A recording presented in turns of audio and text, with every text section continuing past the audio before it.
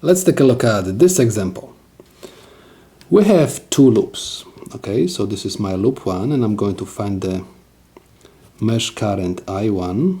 Okay, this is my current I1, and this is going to be my current I2. This is the very first thing which I'm supposed to do.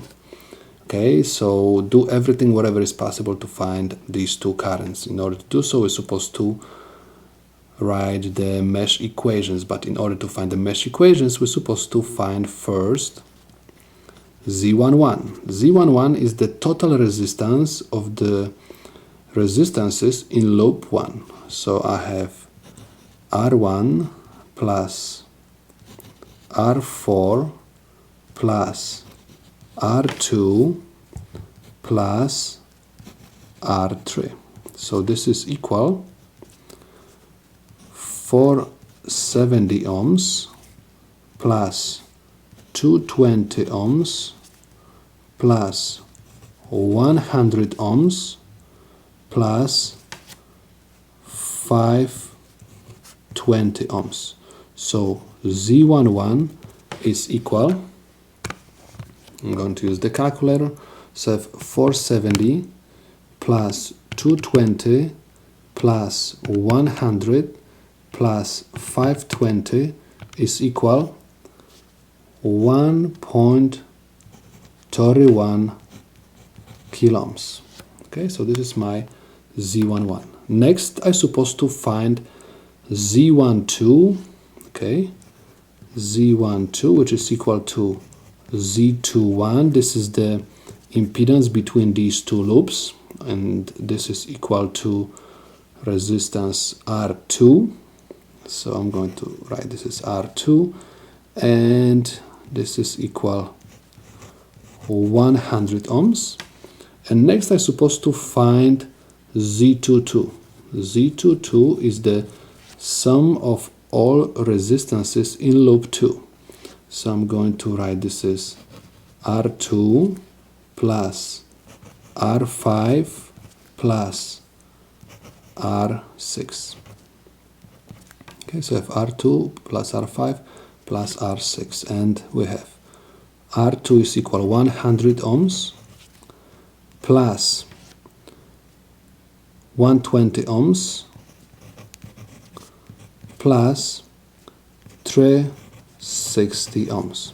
Okay, so we have 100 plus 120 is equal 220. 220 plus 360 is 580. So this is 580 ohms. Okay, so this is my Z22. Next, I'm supposed to find the sum of the voltages in loop 1. Okay, so I have to sum of the voltages in loop 1 is equal. Now I'm supposed to look at the direction of my first mesh current, okay, I1.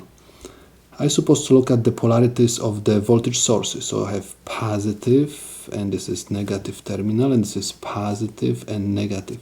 So we assume the current flows from the positive terminal to negative because we are using the conventional current flow. So the direction of the current, okay, pushed by this voltage source is going to match the direction of the mesh current. Okay, so that's why I'm going to say this is positive V1. Okay, and this voltage source is going to push the current in opposite direction to I1. That's why I'm going to say this is negative V2. Okay, so I have 9 volts minus 5 volts, and this is equal 4 volts. Next, I'm supposed to find the sum of the voltages in loop 2. Okay, so I have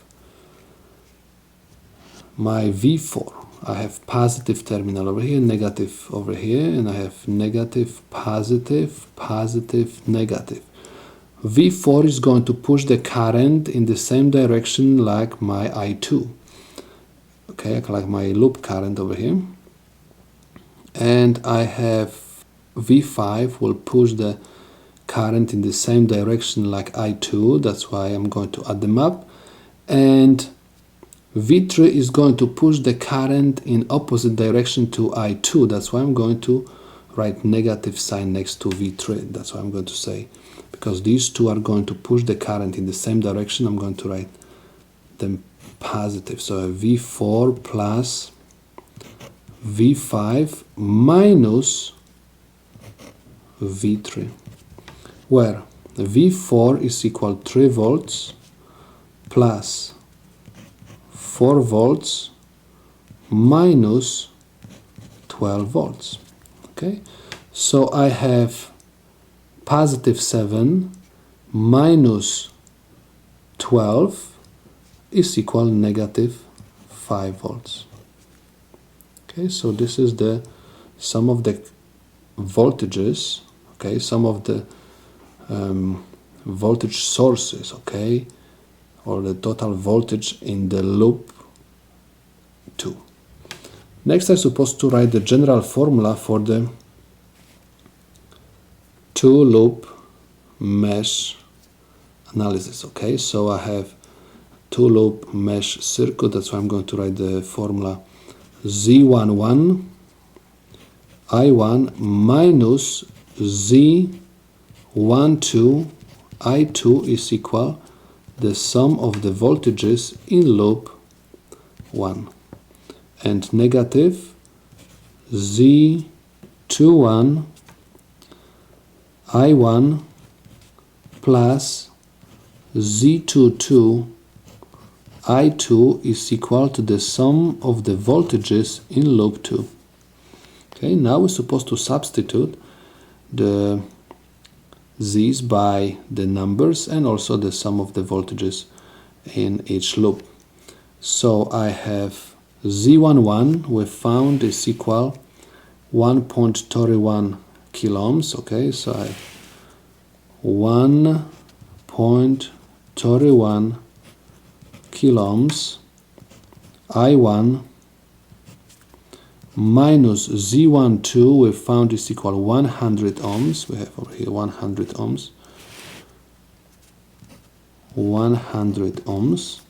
And I have I2, and this is equal the sum of the voltages in loop 1, which is equal 4 volts.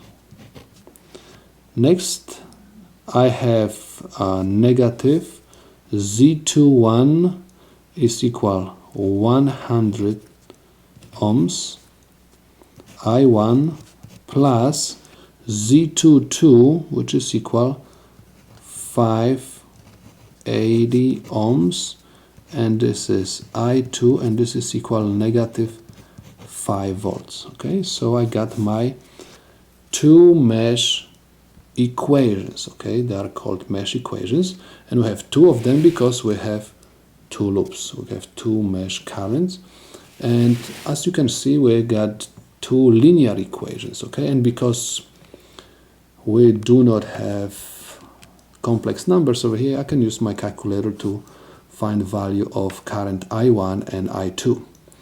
So I have my A1 is going to be 1.31 exponent 3, and I have 100 negative, and I have 4.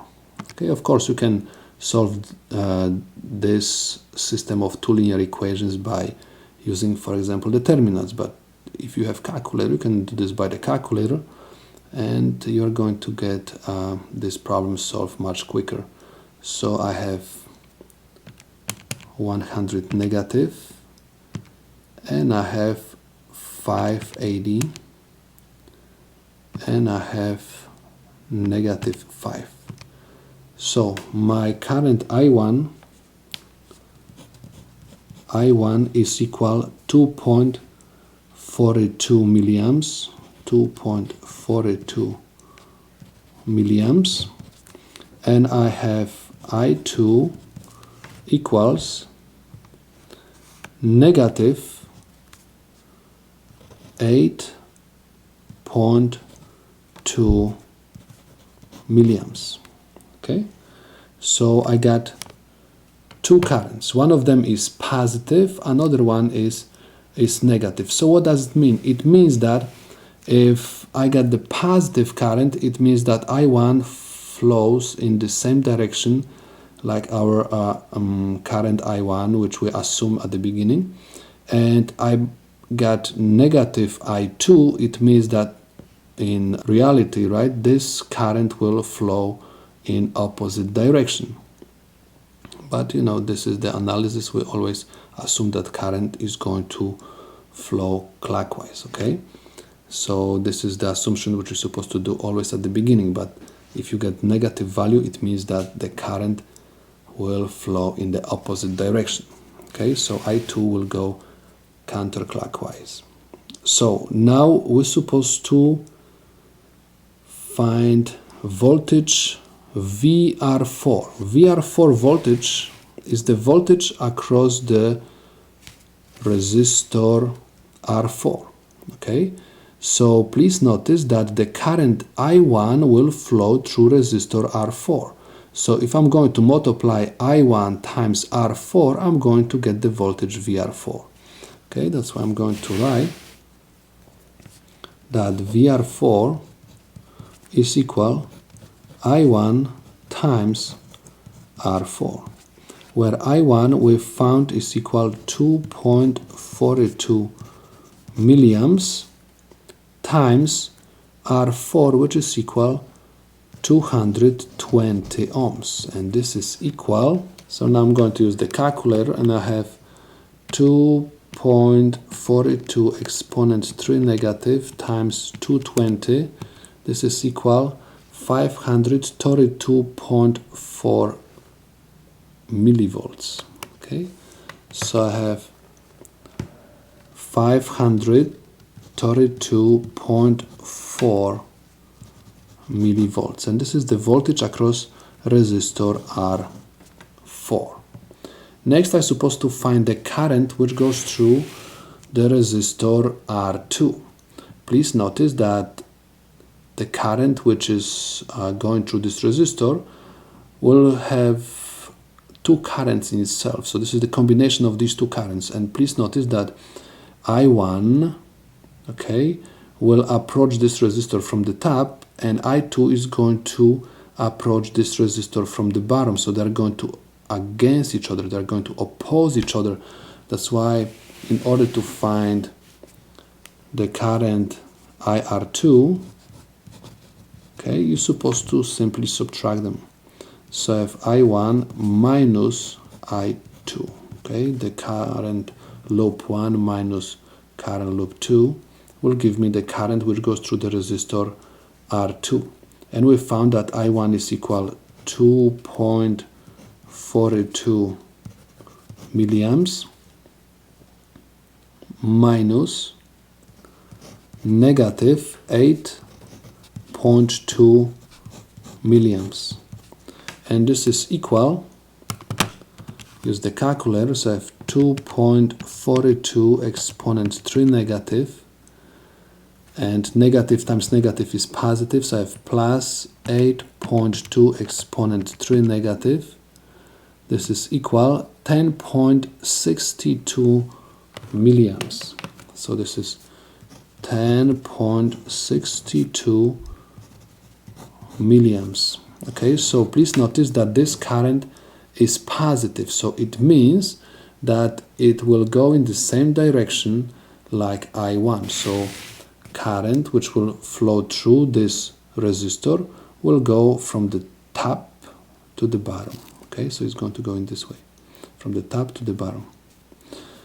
So next we're supposed to find the power at resistor R6. Okay, so this is the power, and please notice that the resistor R6, okay, is going to receive the current I2. So I2 will go by this resistor. So in order to find the power PR6, I'm going to use the formula with current. So I have I2 squared times R6. Okay, so I have I2 is equal negative 8.2 milliamps raised to the second power times R6, which is equal 360 ohms. Okay, so this is equal. I have negative 8.2 exponents 3 negative raised to the second power times 360. This is equal 24.2 milliwatts. This is 24.2 milliwatts. And now I can say that the problem is solved.